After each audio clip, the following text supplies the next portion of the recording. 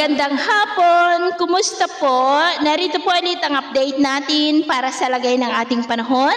Ngayong hapon po ng July 14, 2024 na kung saan sa ngayon ay patuloy pa rin natin na binabantayan ang tatlong sama ng panahon na magkakasunod na nakapagitan po sa dito po sa ating bansa. Ang bagyo na nasa may South China Sea, nabanta po sa southern part ng China sa susunod na mga araw na humahatak po ng habagat na siyang dahilan ng mapag-ulan sa western section ng Southern Luzon, Western Visayas at Mindanao. Ang dalawang LPA po na nasa silangan ng ating bansa, ang nasa loob ng ating area of responsibility ay posible po na maging bagyo na yan between 24 to 48 hours at tatawagin po sa local name na bagyong Botchoy na malaking banta po dito sa ating bansa dahil posible itong tatama at tatawid sa ating kalupaan patungo muli sa may West Philippine Sea at nagbabanta ulit na tumbukin nito ang southern part muli ng China. Nasa labas naman po ng ating area of responsibility ay posibleng lalakas din sa susunod na mga araw. Pero paalala lamang po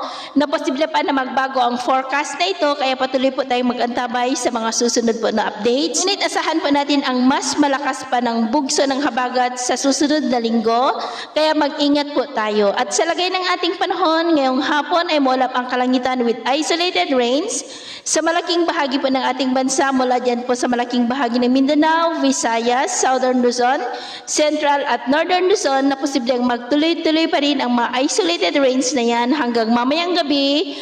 Kaya mag-ingat po tayo sa posibleng banta pa rin ng mga pagbaha at pagguho ng lupa. At naman pong mga baybayin, dahil sa lumalakas ng habagat ay iwasan po muna natin ang papalaot, lalo na po dyan po sa seaboard ng Palawan dahil ang mga alon dyan ay posibleng aabot hanggang po sa 2.5 to 3 meters height. Kaya iwasan po muna natin ang papalaot dyan po sa mga may kulay pula para mas makaiwas sa mga sakunang pangkaragatan. So, ito po ang latest update natin sa araw na ito. Ako po muli si James na nagsasabing, sa kahit anong pagsubok po na darating sa ating buhay, huwag na huwag po tayong mawawalan ng pag-asa. Thank you and God bless!